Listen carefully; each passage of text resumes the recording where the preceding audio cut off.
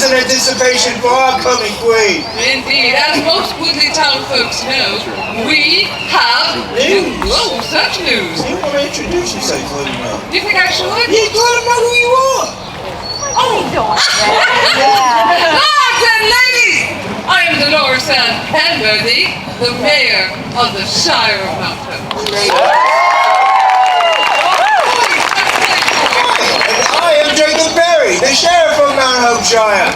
But now that you've played, of course, we have News. Yeah, such news. Wondrous news. News that would raise the dourest of spirits up from the gutter and into the heavenly firmament. News that'll have you tearing your hair out and beating on your chest and saying things like, is this real?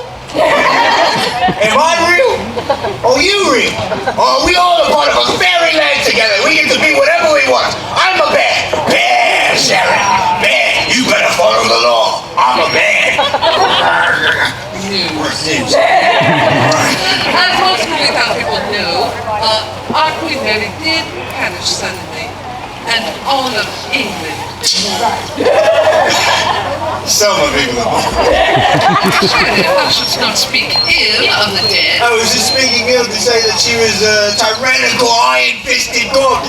Oh, most ill indeed. Accurate, but ill nonetheless. And I shall say that Mary, like most Christian folk, had her faults, with a lot of English people found out very painfully. But upon her demise, her younger sister, Elizabeth Tudor, claimed. Huzzah! Oh, huzzah indeed, absolutely. No, she has decided the proper time and place for her very own coronation. Oh, and what be the proper time, Lady Mare? This very eventide. And where shall these events take place? Right here on the Shire of Mount Hope. Oh, I am gobsmacked by such blessed tidings. Oh, indeed, no, she has recently arrived to the Shire and soon will join us hereupon to share in the festivities and to greet her people. The Queen shall be here upon the same stage that my lowly feet doth now occupy.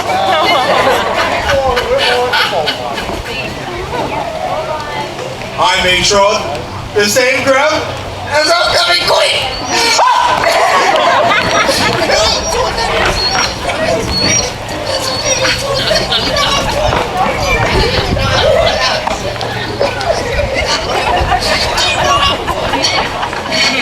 Sheriff? Sheriff?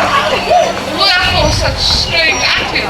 Oh, I do not know the path that the Queen will take to the throne, nor do I know what part of the stage her feet shall occupy, so I needs to cover it in mine own.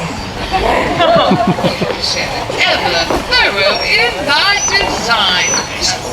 No, speaking of thoroughness, is the Shire in complete readiness for the arrival of the vaccine? We are at peak readiness, Lady Mel. Glorious, then I suppose that there should be no trouble, please.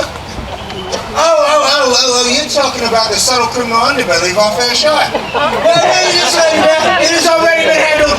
Douglas Johnson, make thyself present! God, you good to shut up, Jacob.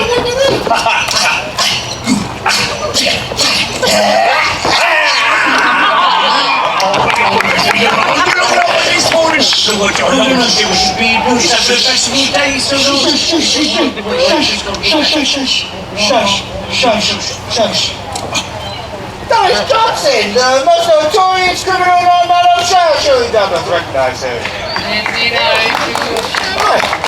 He has been spending time in the town jail for his crimes. There already. Larceny, highway robbery, brigandry. Oh, and forget not the widow Putnam's pastries. Oh, he did pilfer with intent to consume the sweet little Putnam sweet cakes that were laying on a windowsill at school.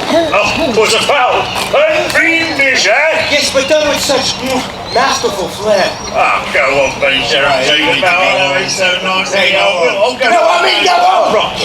It is tradition on days like these that we let the criminals out to enjoy a festival day. Oh, no, For I am a devout servant servant of the law. I am not such a hobgoblin that even the lawless would miss the specialness that is a festival day. Oh, I want a paragon of God's mercy, Sheriff. Bury me in coffee. Moses had Oh, the you life Sheriff. Sheriff. one time of money and then you Sheriff. I have grave concerns about ending the jails on the one day when our merchants are displaying their finest of wares and our guests arrive with purses stuffed full of coin. It's a very good concern to have, lady man. I know you wish that Douglas and I have met in agreement on account of all the thieves of Mount Upshot. That's right, every last one of them. Now, I cannot convince them completely to shy away from thieves. Oh, no, that works well. It's too hard to sell, I'm afraid. But I want to guarantee everyone here that all visitors of Mount Hope Shire on this day shall only be robbed once. Maybe their faults cannot be diminished completely, but their results can be minimized with a stint of compromise. So know you this, good people. If you find yourself approached to by a cutthroat like Douglas, looking to get a piece of your purse,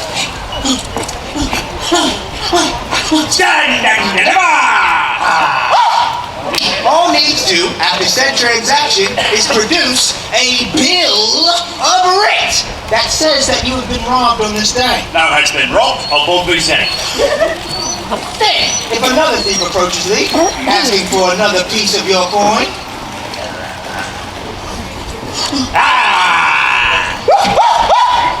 all needs to is present said bill of writ to the thief. I'm so sorry. Everything seems to be in order here. Go on, you right?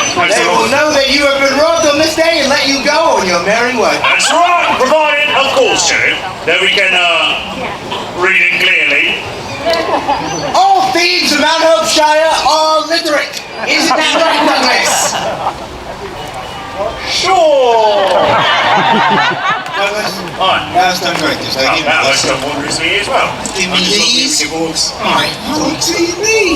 Go off and enjoy the festival day. I need to see thee at the end of the day, though. Worry not, I'm going to find me the best present this festival then has to offer. We stand up a little crown, I'll be getting you a Oh, crown. I'm tiny? getting you a crown. Well, no, you know, one that fits like the Queen takes. Oh, okay, alright. Yeah, alright.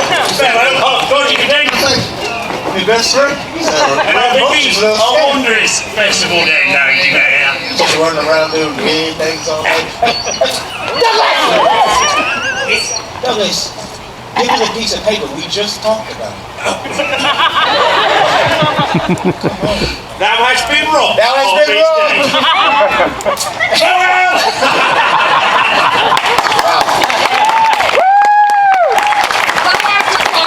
Thievery. Yes. Lady man, it's been 2, maybe not even 1 minute, and you got, it's pretty quick, but you got the paper, it's nice. Thief lives matter! Something matters. Well, I will tell you this. Ingenious as this is, this was not the type of trouble that I was speaking of. I was speaking of...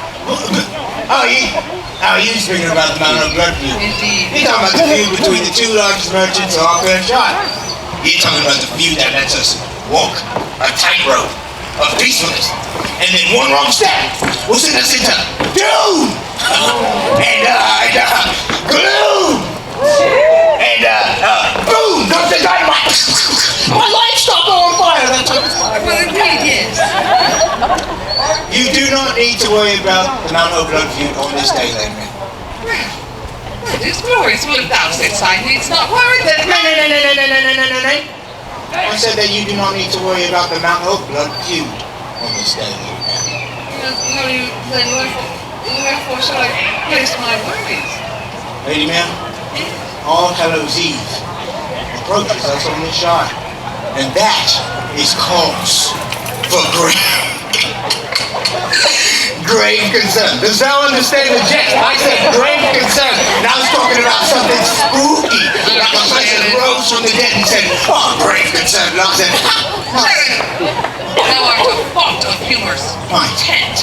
However, get to the meat of it. okay, I shall put on my serious voice. On All Hallows Eve, the veil between the material world we find ourselves in and the world of the spirits grows ever so thin that a slight tug can bring out any ghouls, ghosts, goblins, or sorcerers. My word, now I recall it. Oh, the havoc that they have wreaked on this Shire because of those spirits. My goodness. Yes, on All Hallows Eve, all bets are off. There might be some spiritual shenanigans already going on upon this Shire. Sheriff, how can we avoid such spiritual incursions? Oh, you just do not participate in those activities. If you find a stone that has a sword stuck in it, draw a knot. If you see a man with darkened eyes and he says something like, "I will speak this strong as the gold for thee," don't do that. Bad idea. Do not be involved with any summonings, incantations, anything like that, and we shall have a wondrous festival day. Well, my suggestions are well taken. I use my brain. That has been taken. Then we shall not be concerned at night. However, I do have one concern, for as I look across our goodness of people's gear, I believe that there are those here who have not been properly trained in the method in which to greet our Royal Majesty, We shall begin now, ladies! Rise you up, ladies! Up, up, up, up, up! Ladies, up, up, up! Now, on this day, Her Majesty is hereupon, and any time we do see her, it is imperative that we greet her with a proper courtesy. So in order to teach that courtesy, it is necessary for me to do something that is indeed quite scandalous. Now, it is for educational purposes only. All right, educational purposes only. Here we are. Here's the thing. All right, ladies, you take that foot and you turn it all the way around behind you. Put your hands in the air, lady. We're doing it quickly and drop. Boom. Well done. Well done. Sit you down. Gentlemen, rise you up. I don't have time to have fun with the dog. There's no time. Take this foot right here. You're gonna turn it sideways so you can show the cat that you've been building your whole entire life. You're gonna put your hands inside. If you got a hat, take it off your head, and then you're just gonna go down. But do not look at the floor. The floor's dirty. You don't care about it. Thank you. Oh, I Sit you down. I know you. It isn't much enough to do a courtesy as well. That must indeed yell at them and yell absolutely loving things like. God save the Queen! We got some people you already know. Indeed, let's try it one more time though. Yes, loudly, proudly. God save the Queen!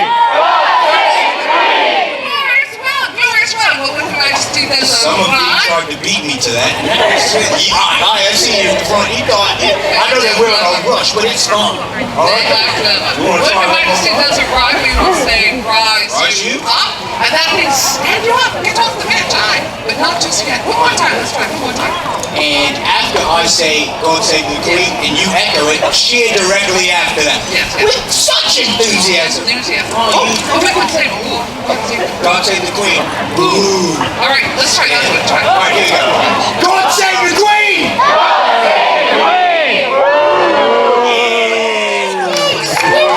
It's spooky.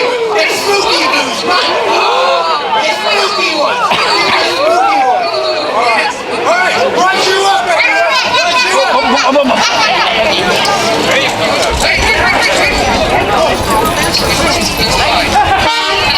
God save the Queen!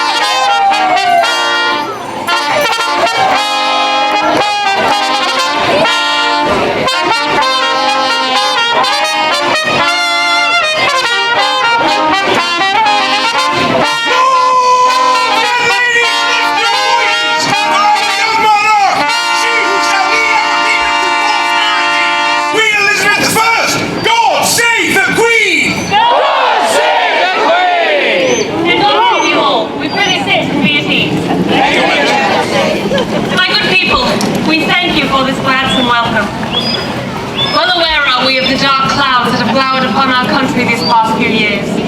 Countrymen have turned upon each other with spite and scorn.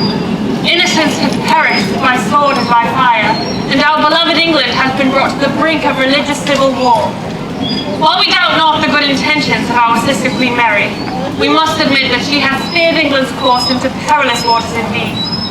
And we doubt not that some of you are loath to see her succeeded by a monarch of similar attributes. To you, we can only render this promise, that we shall strive with tireless labor and burning heart to prove ourselves worthy of the station to which heaven hath seen fit to raise us. And this festival day we join all ye good English folk, from merchant to duke, from shepherd to monarch, we might lift our voices as one in celebration. Let us therefore brook no further delay. Lady Mayor, have the presentation of our talk.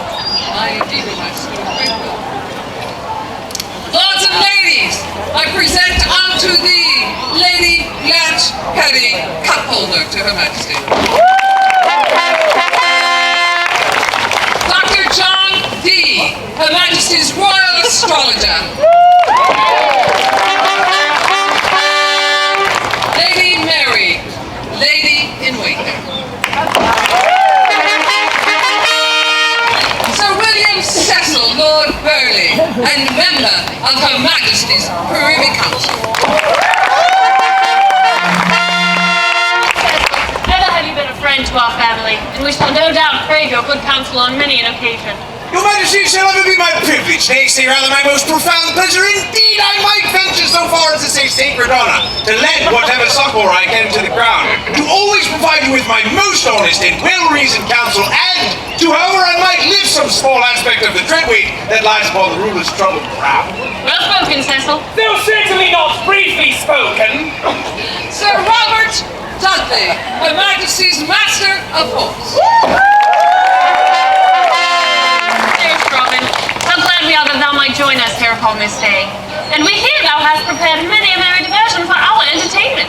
Indeed I have, Your Majesty, with the aid of the good people of this Shire and no small amount of coin from my own purse. Though no riches can compare with such brilliant pearls as I behold in your smile. Oh God, preserve us all! Good cousin, take you no pleasure from a well-turned phrase. I am a man of action, Your Majesty. Words are empty things without deeds to strengthen them. But I cry pardon. I have not yet been introduced. Lords and ladies, Sir Charles Kennedy! Whoa, Lady Mayor, no one applauds for that. The correct name would be preferred, Dolores. Sir Henry Kenny, Baron of Huntston!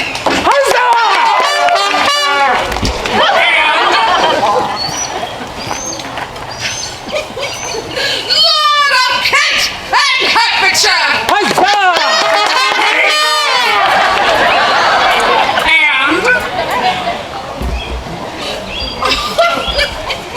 Newest member of Her Majesty's Privy Council! There it is!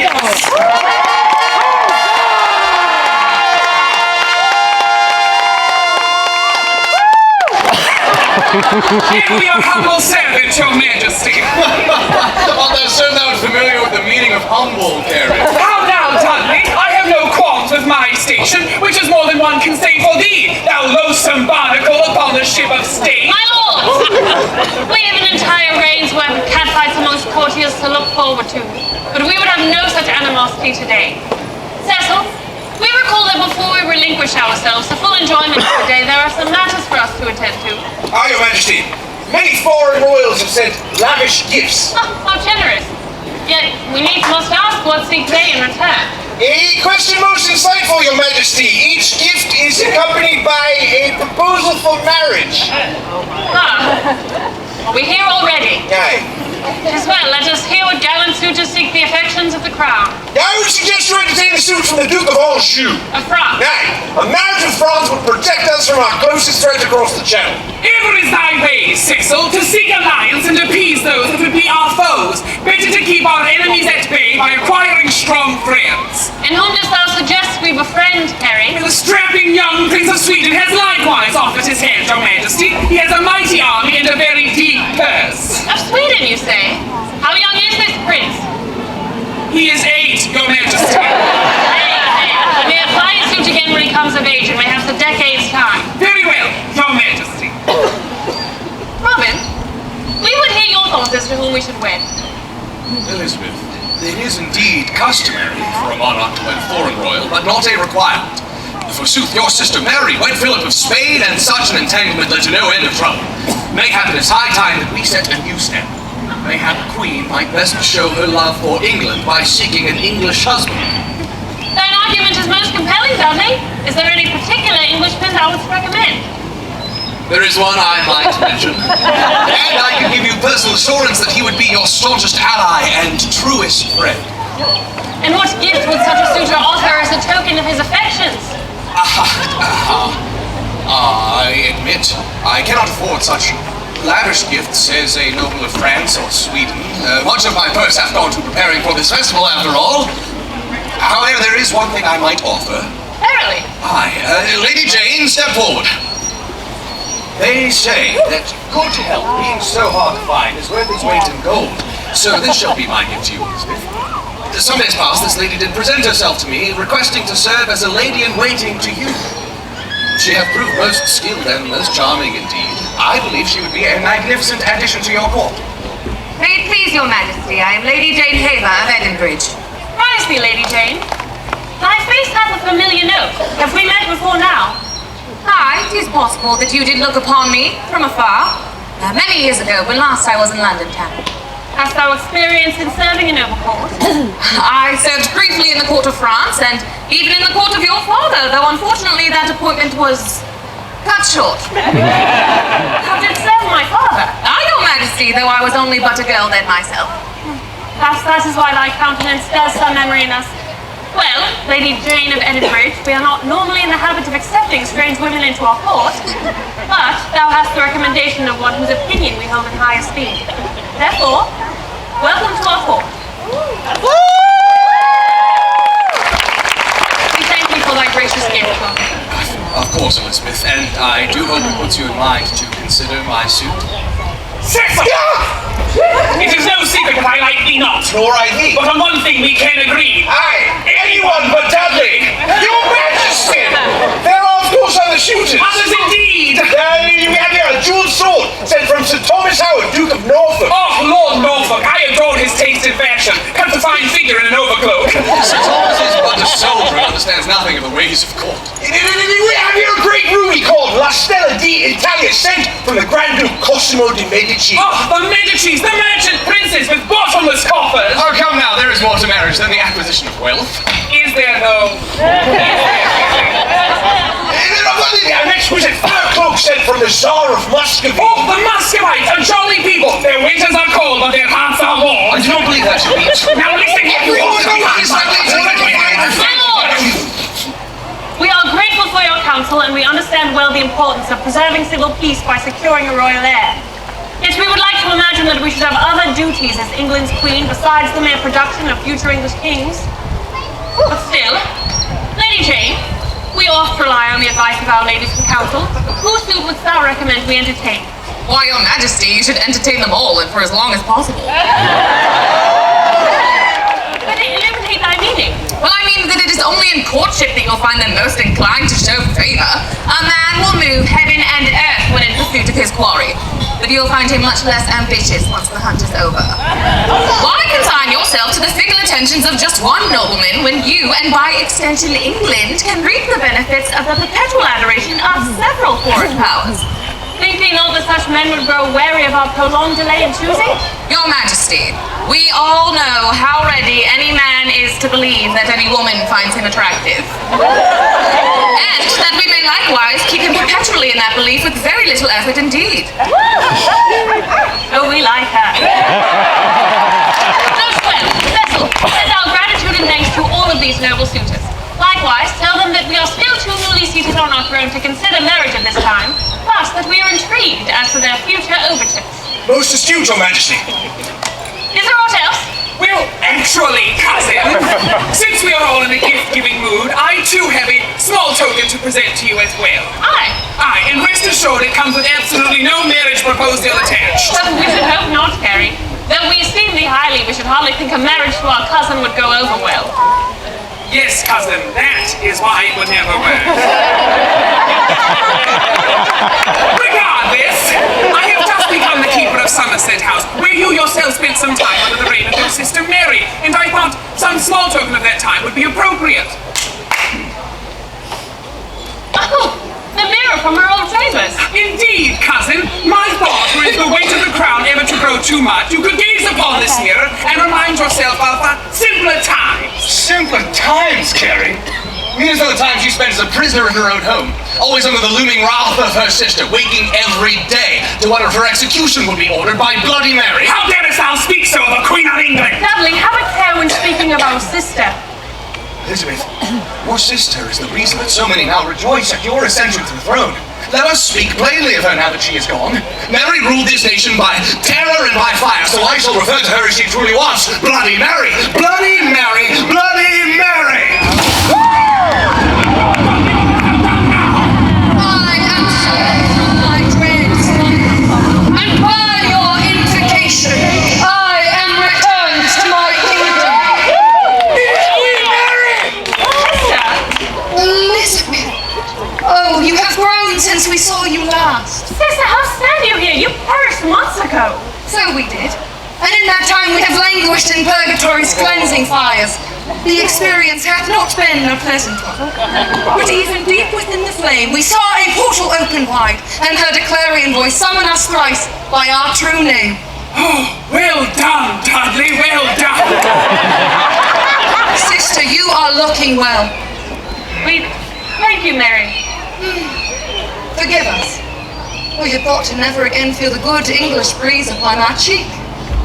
It is glorious. We pray your pardon, sister, but we needs must ask, for what reason have you returned? Elizabeth, are you worried I am not yet ready to relinquish my throne? Worry not, sweet sister, I come with no such intent. My time has passed. My spirit may only linger here until the stroke of midnight. Until such time, perhaps I might help my sister celebrate her coronation and provide what advice I can from my experience on the throne. I shall have us not to rule in the face. Dudley! Ah, Sir Robert Dudley, yes! Ever the favoured companion in your youth, Elizabeth, as I recall.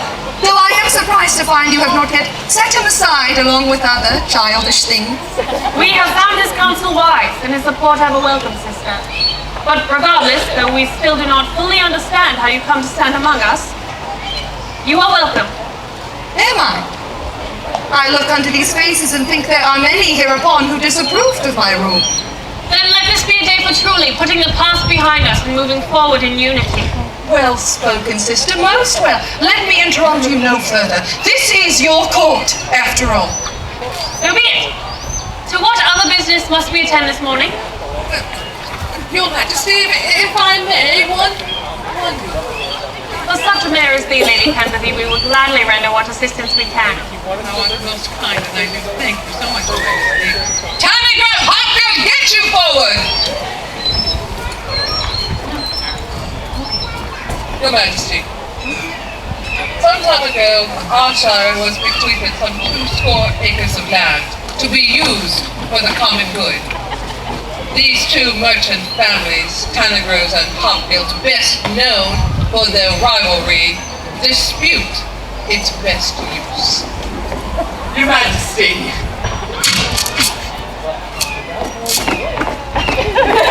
I believe the land is particularly well suited to the barley my family uses to make Mount Hope's ale, which we all know is famous throughout England. I will vouch for that. It is a fine brew. And I say, the soil is better fit for the grapes that my family grows to make Mount Hope's wines, which, as we all know, are likewise famous throughout all of England. I offered Hopfield a more than generous sum to relinquish his ridiculous request, but he refuses. It would be a tragedy of the common good if I were to let that land bear such rotten fruit as his mouldering grapes. No cake or his heads blossom! Oh, fish the boom! Hey! Beer man! Go on, lad! Hey! Shut your mouth. Shut it. Shut. Shut it. Good masters, wherefore do you not follow Solomon's course and split the land betwixt you? And have my fruits bordering his field. Who knows what contagion my barley might inherit from his plague will avoid? Perhaps thy filthy common hops might at last inherit some small amount of class. My hops are of a perfectly acceptable social standing! You queen ungrateful subjects, you would be wise to obey! Apologies, sister, I've overstepped my bounds! What a magnificent overstep, nonetheless! Hast thou thoughts on this?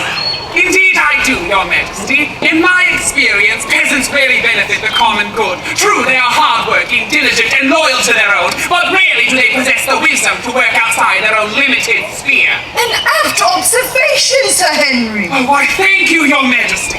Oh, that is to say, Queen Mary. Lady, I cry pardon. I am not sure of the protocol on how to address the ghost of a former monarch. Like Harry, we are all in new territory here. Prithee, continue with thy counsel. Well, then I say that if the town cannot decide what to do with the land, it should become property of the crown. That way we may be able to determine what is best. Cecil, what sayest thou? Your Majesty, to truly determine whether wine or ale would better suit this particular community, we would need to consult the history of crop yields. Likewise, an average of where their goods fetch in an open market. Indeed, it might be wisest to consult your court astrologer, John D. We could decide it with a game of chess. Chess! That was decided matter of policy with a frivolous chess match. Not just any chess match. A human chess match! Master Tanningrove, since your feuding friends the festive countenance of this merry day, we might at least use it to our own sport. Your Majesty, to decide a matter of importance with a chess match. A human chess match. A human chess match? It might set a troublesome precedent for years to come.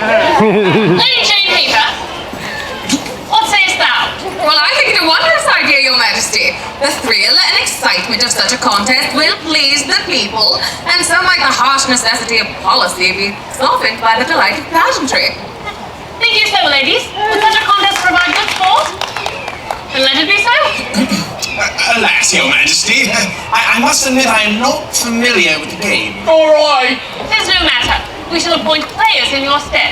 Cecil, thou hast a fondness for good stout ales is clear. Thou shalt command the Hotfields army. As you command, Your Majesty. And Carrie, we know thou dost enjoy thy wine. Even if I did not, I would relish the opportunity to defeat Lord Burleigh in any matter. I accept. Who knows? Perhaps some humility might silence his pontificating. Tis settled then. Good masters, you have our permission to retire and select those to play on your behalf. Thank you, Your Majesty. I shall crush thee beneath my heel, like the grapes that fill the press's wrath. I shall cut thee off at the knee like a freshly mowed barley corn. Masters! You shall make no trouble in the Shire until then, I trust. Nay, Your Majesty, absolutely not. Then go. You see how a firm hand keeps the children in line, Elizabeth? Aye, Mary. Though the question remains whether the behavior will linger beyond our presence. Your Majesty, a human chess game. Think you this wise? Wise? God's teeth, Cecil, of course it is not wise. But simple folk may respond best to Dudley's simple solutions. I agree, Your Majesty. When grown men behave as children, so might the fool, for a moment, act as sage. Why, thank you, Sir Henry. What say you, Cecil? We doubt not you would have chosen a different course. Mayhap, Elizabeth. But I am no longer England's queen, am I? Nay, you are not. But you are welcome nonetheless. Despite our past differences, we shall be glad of your company this festival day. Good people, have you had your fill of holy matters? Aye! To begin this festival day in earnest. Aye! Then, in the words of my father,